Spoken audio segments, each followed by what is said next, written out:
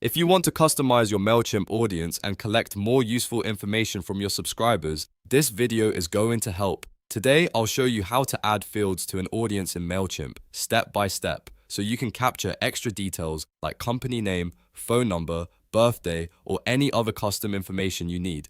This is a great way to organize your contacts and make your email marketing more effective. And before we jump in, if this tutorial helps you out, make sure to hit that like button and subscribe for more simple software tutorials just like this. Alright, let's get started. First, go to Mailchimp and sign into your account. Once you're inside the dashboard, look for the audience section in the left-hand menu and click on it. This is where Mailchimp stores all of your contacts and audience settings. Next, on the audience page, find the three dots menu. Click those three dots to open more options for your audience. From there, choose Audience Settings. This is the area where you can manage the details and structure of your audience. Once the audience settings page opens, look for Edit Audience Fields and click on that. This is the option that lets you change the fields connected to your audience profile. Now you'll see the field management area. To create a new field, click on Create a new field.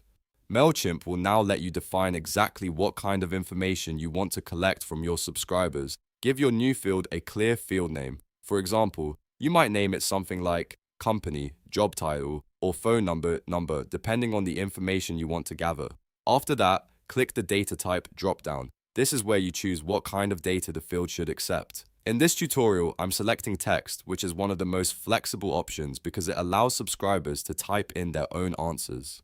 Depending on your use case, you may also see other data types available, but text is a simple and common choice. Next, you can add a merge tag name. This is optional, but it can be helpful if you want to use the field in automations, emails, or integrations later on.